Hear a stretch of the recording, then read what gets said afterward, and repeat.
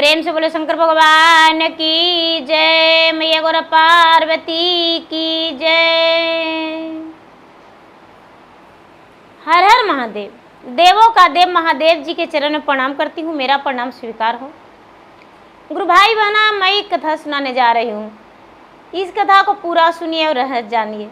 आदि नहीं, आदि सुनने में शिव गुरु का अपमान होती है, पूरा सुनने में ज्ञान होती है। इसलिए कथा को पूरा सुनिए और रहस्य जानिए। हर हर महादेव, घर घर महादेव। गुरु भाई बहना, बहुत समय पहले की बात है। किसी गांव में एक बहुत बड़े किसान थे। पूरे गांव में सबसे बड़ा किसान थे। किसान अपने आप को बड़े धनवान और बड़े साहसी मानते थे, बड़े बुद्धिमान मानते थे। जिनको पाते थे उनका 10 गालियां दे दिया करते थे। उन्हें लगता था कि मेरे डर से तो लोग कुछ नहीं बोलता है, हम तो सबको गालियां देते हैं, बातें कहते हैं, सताते हैं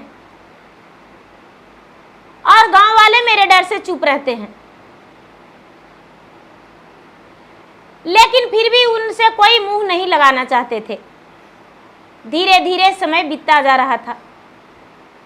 किसान का एक ही बेटा था और वो बेटा परदेश में रहता था, परदेश में कमाता था और परदेश में ही रहता था।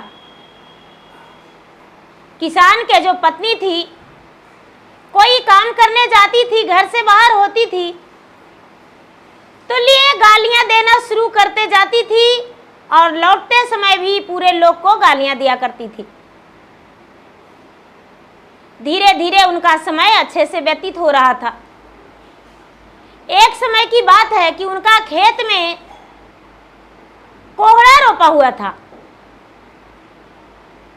और जो कोहड़ा रोपा हुआ था तो एक कोहड़ा का भाती लगा और जब कोहड़ा का भाती लगा तो किसान की पत्नी रोज उसे निहारती थी और कहती थी कि मेरा कोहड़ा तो फर गया है। लोगों से भी बताई कि मेरा एक कोहड़ा फर गया है, अपने घर के परिवार से, सदस्य से। लेकिन हुआ क्या गुरु भाई बहना, कोहड़ा के पास पूरे घर के कचड़ा कूड़ा ले जाके रोज जमा करती थी कि मेरा कोहड़ा कोई देख ना पाए, नजर लग जाएगा। धीरे धीरे वो कोहड़ा कूड़ा कचड़ा से झक गया और वो दिखने में वहां पता ही नहीं चलने लगा कि कोहड़ा है यहाँ पर या नहीं है।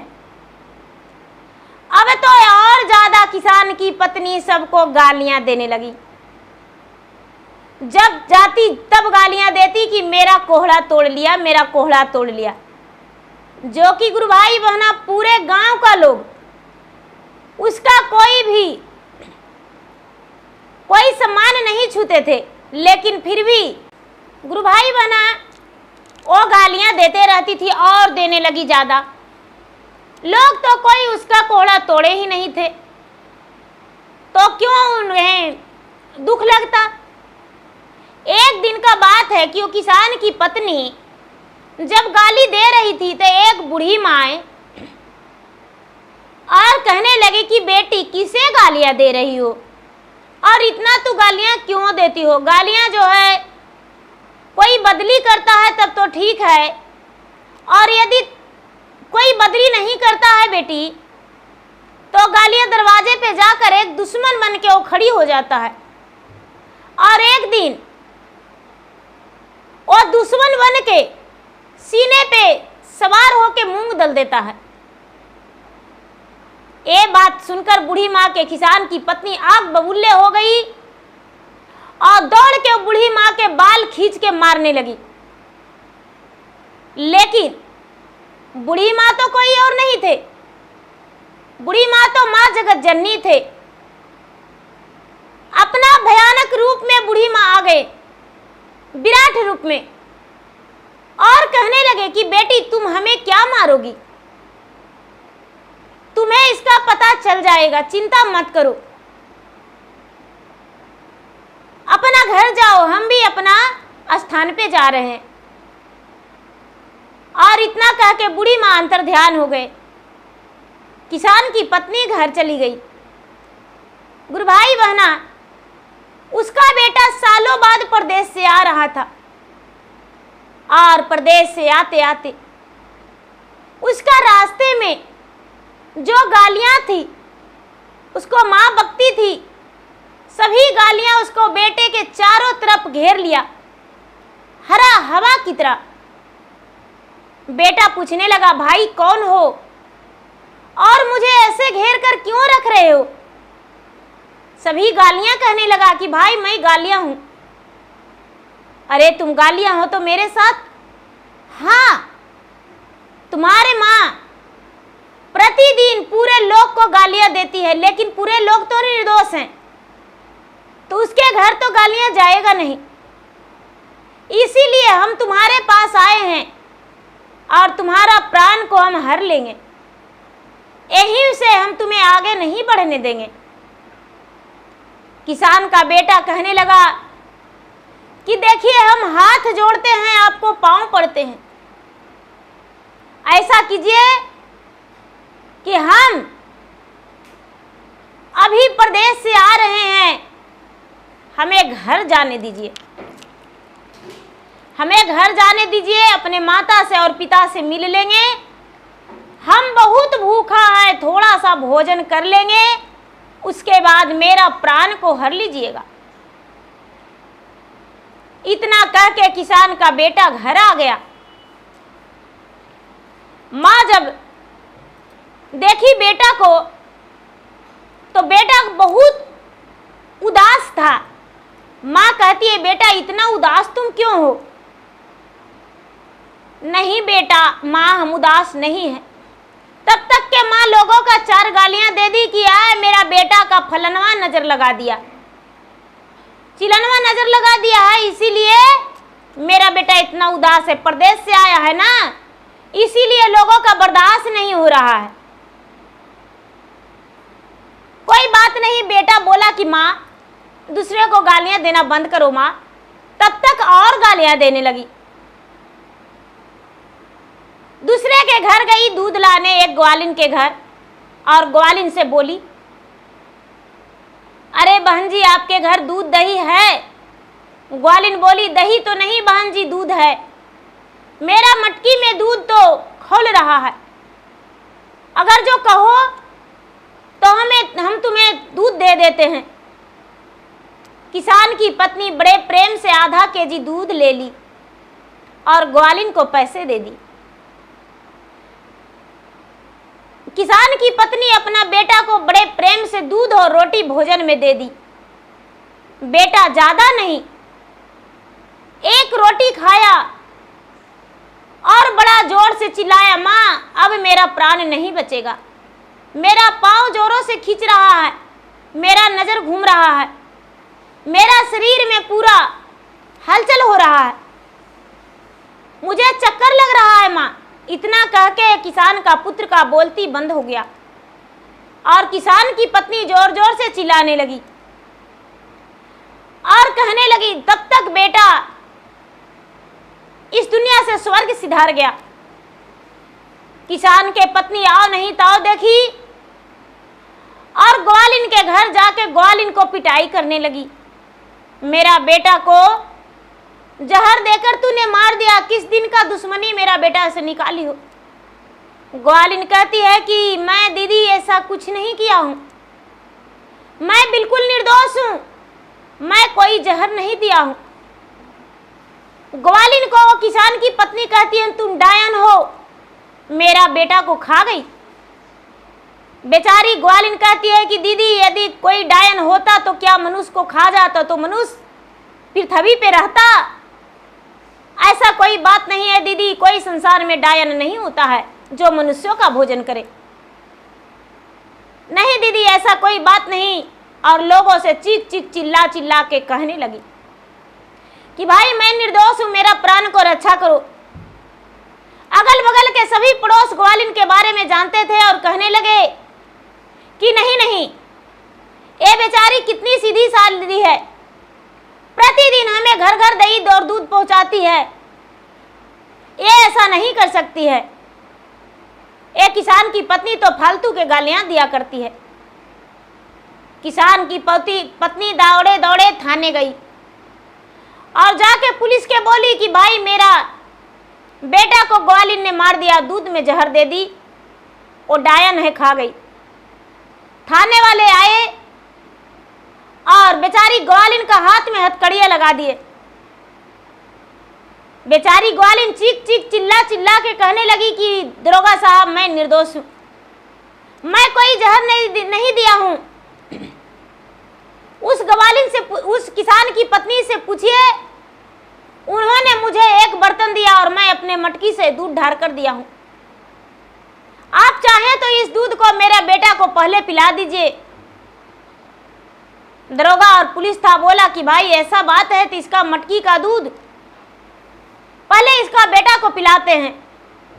ग्वालिन का जो बेटा था वो दूध पी लिया, कुछ नहीं हुआ। उसके बाद दरोगा कहता है कि थोड़ा सा हम भी चेक कर देंगे।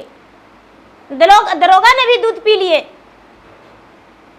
तो जो पुलिस से थे वो कहते हैं कि हम कहे पीछे रहेंगे, हम भी पी कर देखेंगे। पूरा मटकी का दूध ग्वालिन का खत्म हो गया, लेकिन किसी का कोई नशा नहीं लगा, कोई जहर नहीं लगा। दरोगा कहने लगे कि भाई ये तो ग्वालिन निर्दोष है, ग्वालिन का कोई दोष नहीं,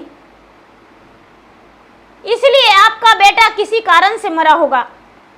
और गांव वाले ने उसे अर्थी पर सजाकर और मरण घाट लेकर चले गए।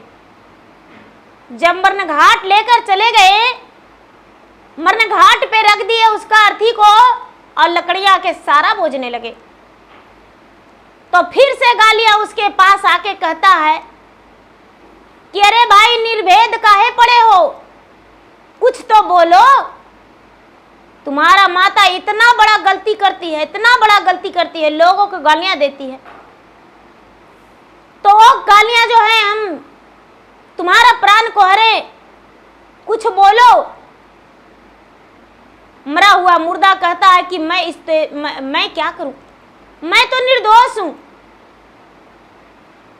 मैं तो कभी किसी को गालियां नहीं दिया, लेकिन मेरा प्राण क्यों हरे। गालियां बोलता है कि यदि तेरा प्राण नहीं हरेंगे, तेरा माता को प्राण हरेंगे तो देखेगा कौन और जानेगा कौन। अच्छाई और बुराई मिलेगा किसे, दर्द होगा तब कैसे होगा।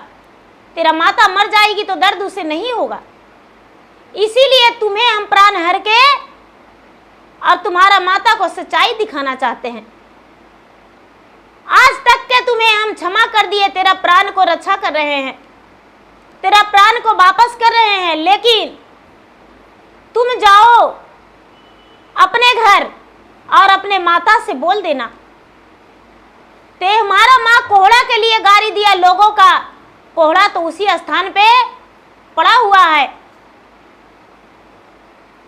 बेटा जो था आरती पर सोया हुआ झट से उठकर बैठा, पूरा शोर शराबा होने लगा। भूत भूत भूत कहता है, मैं भूत नहीं हूं भाई, मैं तो किसान का बेटा हूं, मैं कोई भूत नहीं हूं। मेरी माँ गालियां देती है, इसी कारण मेरा प्राण हरण किया गया था। और घर आकर अपने माँ को बोला कि माँ तूने मुझे मार डाली, कैसी हत्यारी, कैसी डायन हो।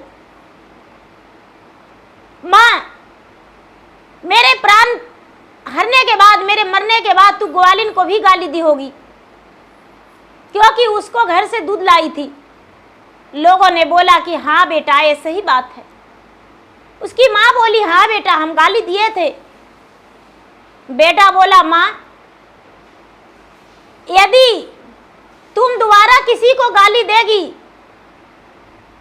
तो अबरी मर जाएंगे हम, तो वापस मेरा प्राण नहीं होगा। तुम मुझसे वादा करो, सारी पंचायत के लोगों से, सभी से हाथ जोड़कर क्षमा मांगो कि अब हम गालियां किसी को नहीं देंगे। माँ ने सबके सामने बोली कि काहे नहीं गालियां देंगे, मेरा कोहड़ा तोड़ लिया, इसीलिए हम और ज़्यादा गालियां दे रहे हैं। बेटा बोला कि चलो माँ मेरे साथ। बेटा ने माँ को हाथ पकड़ के और ले गया और बोला कि देखो माँ देखो, कोहड़ा तो यहीं पड़ा है माँ, देखो। उसको साफ सफाई करके कोहड़ा को निकाल दिया। माँ देखी तो बोली कि हाँ बेटा ये तो सच है। माँ ने सबके सामने पंचायत में हाथ जोड़ के क्षमा मांगी कि भाई आज दिन से हम किन्हीं को गाली नहीं देंगे, मुझसे गलती हो गया, मुझे क्षमा कर दीजिए। गुरु भाई बहना उस दिन से गालियां देना बंद कर दी किसान की पत्नी, और सभी लोग से मिलजुल कर अच्छे से रहने लगी। बेटा भी जीवित रह गया, कोई प्रकार का कोई दुख नहीं हुआ, और खुशी खुशी सारे परिवार रहने लगा।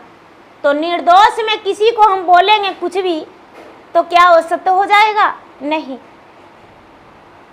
वो गलत का परिणाम उसी का दरवाजा पे लग जाएगा और उसी को घाटा होगा। इसीलिए कभी किसी को झूठी इल्जाम नहीं लगाना चाहिए। तो प्रेम से बोलिए शंकर भगवान की जय।